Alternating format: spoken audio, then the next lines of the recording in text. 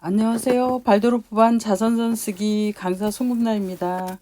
발도르프반 어르신 여러분들 안녕하셨어요? 자, 그럼 오늘 이야기 시작합니다. 나이 들수록 사소한 분노를 잘 다스려야 한다.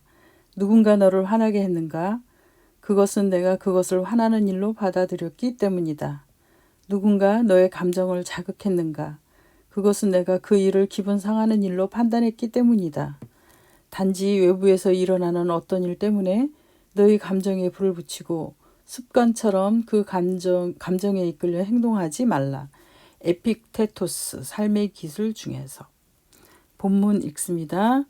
얼마 전 지하철에서 70대 노인과 60대 젊은 노인이 좌석 문제로 주먹 다짐을 했다는 기사가 신문에 실렸다. 기자가 보기에는 연세 지긋한 노인들이 그깟 자리 때문에 치고받고 했다는 사실이 황당하게 느껴졌나 보다. 나이 들면 참을성도 많고 모든 걸 긍정하며 감정을 잘 다스릴 거라고 생각하지만 누구나 그런 것은 아니다. 어린애처럼 사소한 것에 쉽게 화를 내는 사람들이 우리 주위에는 아주 많다. 그들은 어른 말을 듣지 않는 젊은이를 못마땅해 하거나 노인을 무시한다고 혀를 찬다. 부모를 먼저 생각하지 않는 자식들을 야속해하고 자기들끼리 맛있는 걸 먹고 왔다고 서운해하기도 한다. 그런 감정들이 차곡차곡 쌓여 있다가 어느 순간 폭발하면 그야말로 늙은이의 심술로 드러나게 되는 것이다. 곱게 나이 먹어야지 하는 말 속에는 나쁜 감정을 드러내지 않고 모나지 않은 행동으로 가족과 주위 사람들에게 폐를 끼치지 않겠다는 뜻이 담겨 있다. 곱게 나이 드는 것은 하루아침에 이루어지지 않는다. 젊을 때부터 꾸준히 감정 관리를 해야 한다. 인간은 때로 큰 불행보다 오히려 일상에서 일어나는 작은 감정들에 쉽게 휩쓸린다. 이를테면 기분 나쁨, 짜증, 분노, 화에 휩쓸려 하루를 망치고 나아가 일생을 원치 않는 쪽으로 흘러가게 만든다. 그러니 곱게 나이 들기를 원한다면 시시때때 부딪히는 작은 감정들을 잘 다룰 수 있어야 한다. 환자 A씨가 생각난다. 부모에게 폭언을 퍼붓고 폭력을 휘두르다가 병원에 실려왔다. 그는 평소에도 쉽게 화를 내고 화가 나면 물불을 가리지 못하는 성격이었다. 얼마간의 치료를 받고 안정을 되찾은 다음 왜 그렇게 화가 나세요? 라고 물었다. 그는 자신도 모르겠다고 답했다. 사실 모르겠다는 그 말이 정답이다. 알면 고치면 되기 때문이다. 내 마음을 어지럽히고 내 정신을 흔들어대는 화. 인생의 어느 시기에는 화에 대해 진지하게 생각해 보아야 한다. 그것은 젊을수록 좋다. 일반적으로 화의 원인을 쉽게 알 수 있는 것과 왜 내가 화를 내는지 알 수 없는 것, 두 가지로 나뉜다. 전자는 대개 주변 상황과 관계되어 있다. 예를 들어 시끄러운 소리를 싫어하는 사람에게 소음은 화나는 요인이다. 더위를 참지 못하는 이에게 더위는 짜증을 일으킨다. 반대로 화의 원인이 합당하지 않거나 왜 그런지 알 수 없다면 대부분 내면적인 심리에 문제가 있다. 과거에 해결되지 않은 마음의 상처가 잠재되어 있다가 현재의 비슷한 경험을 하게 되면 아주 사소한 자극에도 내면의 분노가 튀어나와 쉽게 화내고 공격적인 행동을 보인다. 이런 두 가지 형태의 원인을 염두에 두고 화의 이유를 생각해 보자. 분노는 약이 오르는 것처럼 아주 가벼운 정도에서부터 몸을 가누지 못할 정도의 경로까지 다양하게 나타난다. 먼저 자연스러운 생리적, 정신적 욕구에 만족하지 못하고 좌절하면 분노가 일어난다. 신나게 빨고 있는 젖병을 빼앗으면 아기가 짜증을 내듯 사람은 누구나 욕구가 좌절되면 바로 분노로 연결된다.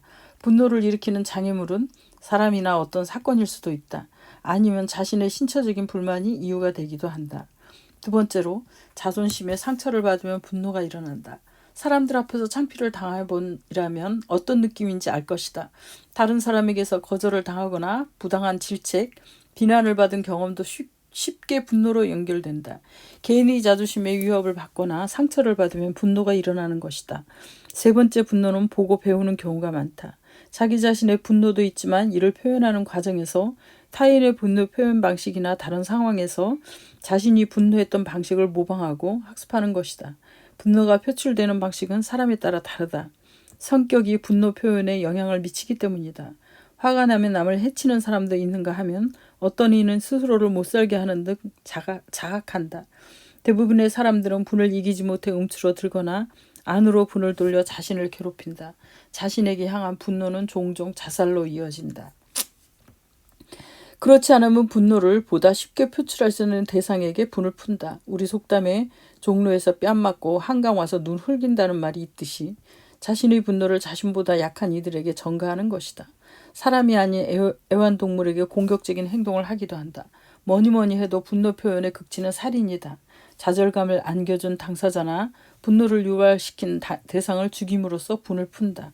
법구경에 애욕보다 더한 불길이 없고 성냄보다 더한 독약이 없다고 쓰여있다. 셰익스피어의 고전 오셀로에서 오셀로 장군은 아내가 부정을 저질렀다고 오해하고 분노에 눈이 뒤집힌 나머지 아내를 목졸라 죽인다. 나중에 모략이었음을 깨달은 그는 스스로 목숨을 끊고 만다. 억제하지 못한 한순간의 분노가 그의 삶을 비극으로 끝나게 만든 것이다. 순간의 사소한 감정을 절제하지 못해 불행한 사건으로 확대되는 일은 우리 일상에서도 수없이 일어난다. 그렇다면 어떻게 타오르는 분노를 다스릴까? 첫째로 참는 힘을 길러야 한다.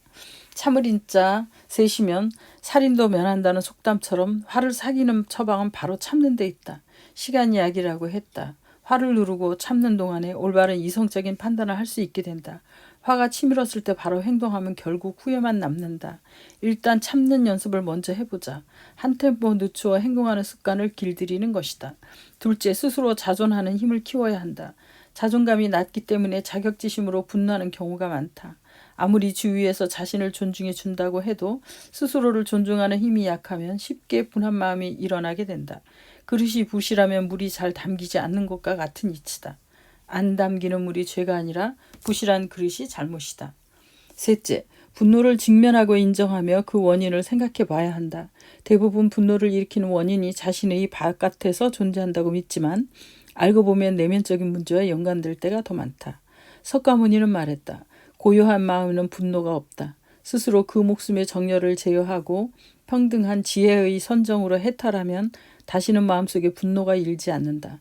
참으로 맞는 말이다. 하지만 참는 것이 능사는 아니다. 오직 참는 것을 목적으로 삼게 되면 우라나 화병 같은 신체적인 증상이 일어난다. 화를 낼 줄 모르는 사람은 바보고 화를 내지 않는 사람은 현명한 사람이다 라는 영국 속담을 생각하면 분노는 자연적으로 일어나지만 이를 제어하는 것은 인위적인 노력임을 알 수 있다. 인위적인 노력이 자연스러운 것으로 전환될 때 진정으로 화를 다스렸다고 할 수 있다. 이는 오랜 시간 습관처럼 분노를 길들여야 이룰 수 있는 경지다.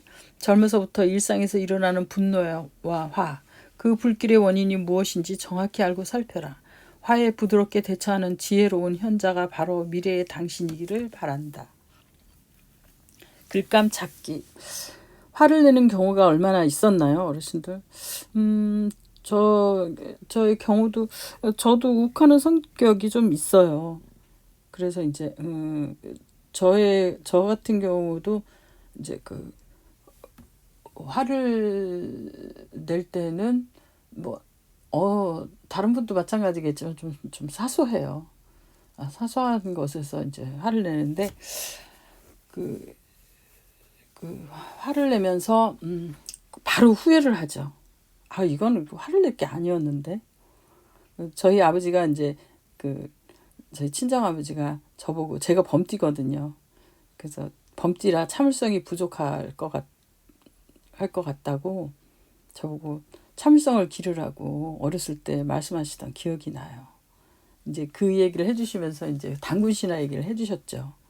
이제 곰과 호랑이가 이제 얘기를 하시면서 곰은 참았는데 호랑이는 참지 못해서 사람이 되지 못했다라고 하시면서 너도 분명히 범띠니까 너도 참을성이 없을 거야.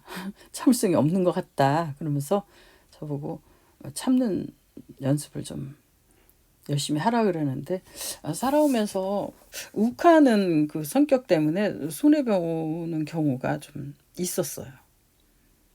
어르신들은 어떠셨는지 모르겠어요. 이제 화를 냈던 경험을 이렇게 떠올려 보시면은 아마 그거 별거 아니었는데 내가 그때 이렇게 화를 냈구나라고 하면서 이제 웃음을 지으실 수도 있어요. 미소를 지으실 수도 있어요. 한번 어르신들 한번 생각해 보세요. 화를 내는 경우가 얼마나 있었는지. 일주일에 한 번씩 화를 내나? 아니면 하루에 한 번씩 내나? 아니면 뭐 한 달에 한두 번씩 내나? 뭐 이렇게 한번 생각해 보시고요. 화가 날 때는 정말 화를 다스리기 위한 나만의 방법을 찾아서 시도해 보았나요? 라는 이제 글감 찾기가 있는데요.